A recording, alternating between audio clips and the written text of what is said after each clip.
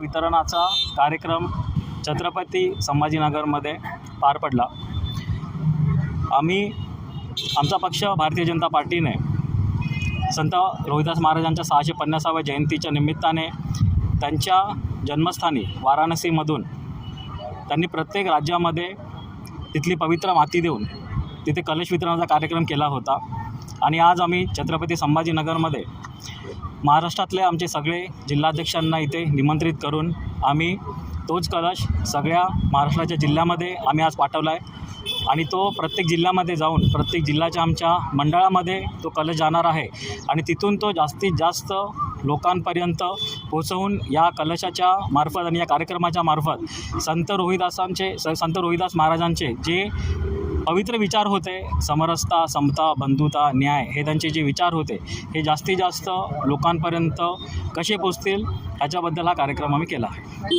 यानिमित्त समाजाला काय आव्हान करतात? यानिमित्त समाजाला सांगेन की संत महाराजांची जी शिकवण होती, समरसता, समानता, बंधुता, न्याय, ही शिकवण 650 वर्षापूर्वी त्यांनी दिली होती आणि आज आपण बघत आहात की डॉक्टर बाबासाहेब आंबेडकरांनी जे आपल्याला संविधान दिलं आहे त्यांनीसुद्धा त्याच्यामध्ये जे स्वातंत्र्य, समता, न्याय हे जे मूल्य घेतलेले आहेत ह्याची पेरणी कुठेतरी संत रविदास महाराजांनी 650व्या वर्षी केली होती आणि मला असं वाटतं की त्यांनी दिलेली शिकवण ही आपण स्वतः आपल्या आचरणात आणली पाहिजे।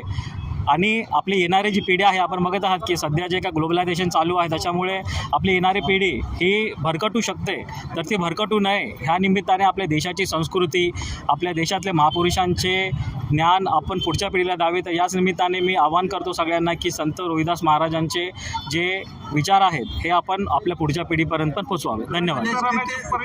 पद्धत काय असणार आणि किती दिवस हे चालणार?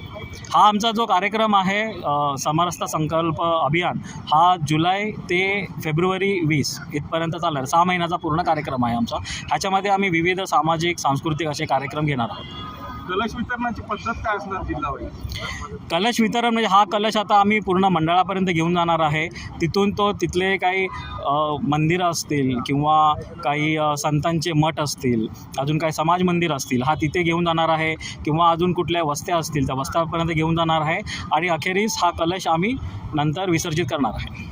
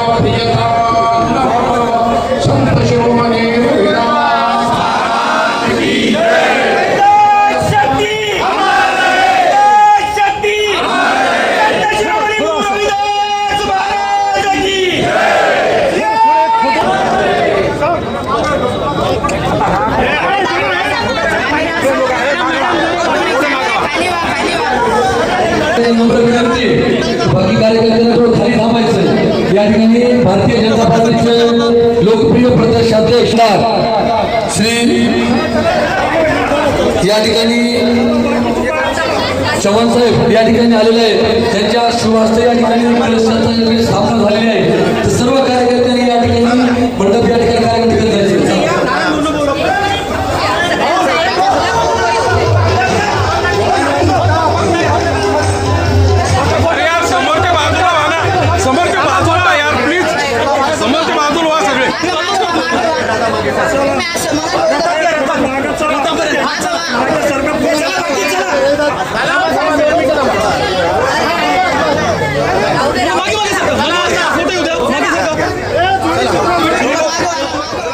चला चला चला